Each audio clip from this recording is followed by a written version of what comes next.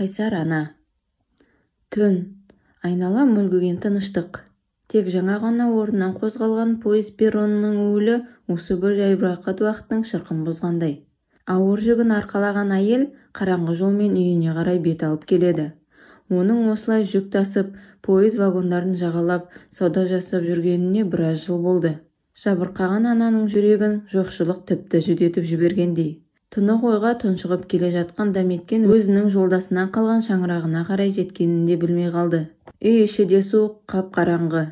Қаңыраған үйде көрпе төсегі мен бірді-екілі ыдыс аяғынан басқа ештеңе жоқ. Дәметкен үйіне кіріп, пештің бұрышына қарай сұлай кетті. Сөйтті де жанарынан жас тамшылап өткені мен бүгінін ойға оралтты. Бір сәт өзінен жырақта жүрген балаларын сағынып, жүрек құрғыр шаншып өтті. Әттең дүние-ай, барлығының да қадірін білмеппіз-ау. Мені қинайтыны жоқшылық емес, жүрегімді сыздататыны балаларының жан-жақта тарыдай шашылып жүргені ғой. Боталарым қазір не істеп жатыр екен? Қарындары аш емес пе екен? Ешкім ренжітіп қоймады ма өздерін? Дәметкенді бұл ой күн сайын мазалайды. Ол ауқатты отбасында өмірге келді. Ата-анасының көз қуанышы, ерке қызы болып өсті. Содан да болар жолдасы Берікті жолықтырғанда оның тұрмыстық жағдайына мән берген жоқ. Жүрек қалауымен тұрмыс құрды. Берік те оны көзі тірісіне жылатқан емес. Балалармен бақытты өмір кешіп жатқан еді. Кенеттен ауыр дерттің тырнағына іліккен Берік бақилық өмірге аттанды. Бұл кез тоқырау тобықтан алған ауыр кезеңмен тұспа-тұс келді.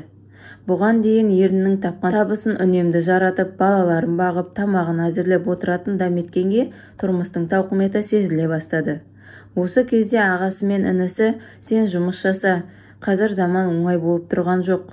Әлеуметтік көмек былай тұрсын, дәрігерлер мен мұғалімдердің айлық алмағанына 6 айдан асып барады.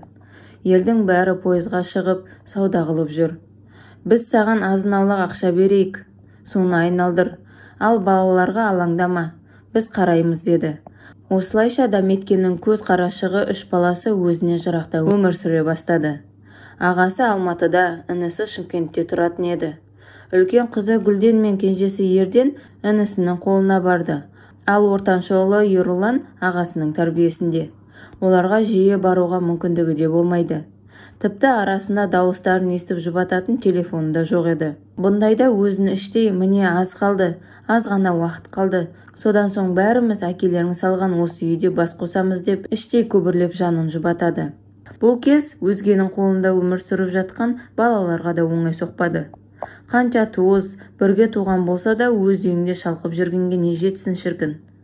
Қарындары тоқ, киімі бүтін, бірақ жүректері жабырқау, жанарлары мұңды болды. Әсіресе кіші ұлы Ерденге қиын болды. Таң атса ерте оянып алып, қас қарайғанша жолды тосып отыратын. Сондағысы анам келіп қалса көре алмай қалармын дейді. Тіпті бала болып ойнамайтындай еді.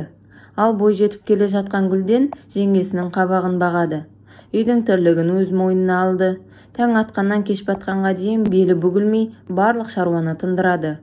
Арасында сабағын оқып, оқуына да барып келеді.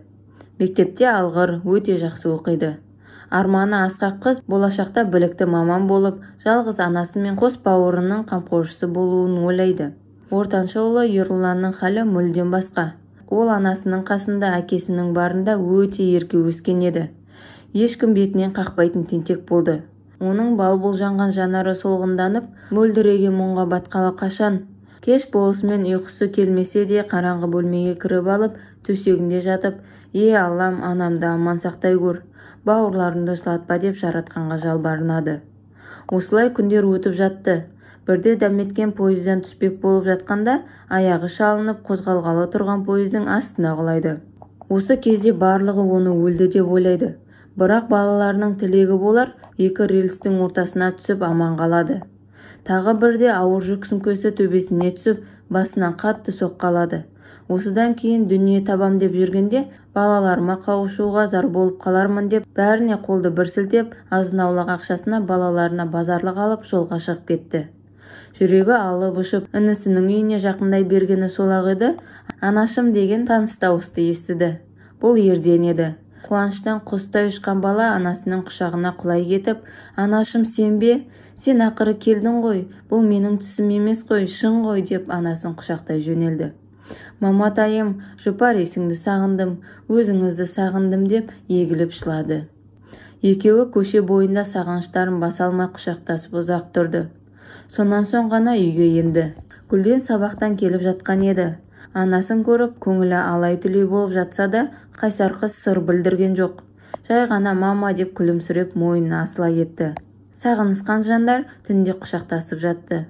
Анашым, деді қызы. Ау қызым, бізді өзіңмен бірге алып кетші. Ағам мен жеңгем жақсы қарайды. Дегенмен сенсіз қиын. Ерден де күн сайын себепсіз жылай береді. Тамақты да жөндеп ішпейді. Бізге көп нәрсе керек емес, тек сен қасымызда болсаң болды. Ей балам-ау, мені сендерсіз жетісіп жүр дейсіңдер ме? Мен де тірі өлік сияқтымын. Бірақ бұл қалай болар екен? Өзің білесің, өткен жылы пештен шыққан өрттен дүниеміздің бәрі жанып кетті. Үй қаңырап бос тұр. Көп жөндеу жүргізу керек. Суық үйде ауырып қалмас па екенсіңдер? Мама, бізге бәрібір өзіміз-ақ жөндеп алмаймыз ба? Мен бауырларыма қараймын, сізге де көмектесемін. Бірге болсақ бәрін бірге жеңеміз ғой, деді қызы. Осы әңгімеден кейін қызының есейіп, қолғанат болуға жарап қалғанын аңғарған ана жүрегі езіліп қоя береді. Не де болса бірге көрейік деп балаларын қолына алуға бекінді. Үйге қайтатынын естіген балалар жүгін әп-сәтте жинап алып жолға шығуға асықты. Қуаныштан алып-ұшып өз үйлеріне жетті. Бұлардың халін түсінген көршілері мен жақын жуық достары қолдан келгенше үйлерін жөндеуге көмек көрсетеді. Әп-сәтте қаңыраған үй іші шаттыққа тола бастайды.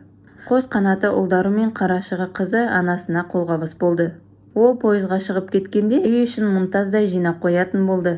Үйге шаршап келген ана балаларын көргенде бар шаршағанын ұмытып кететін. Олар мектепті жақсы оқып, армандарын айта бастағанда, аналары өзінің балаларымен болашағы кемелденген әлемдегі ең бай жан екендігін шын сезінді. Авторы Н. Бақыран.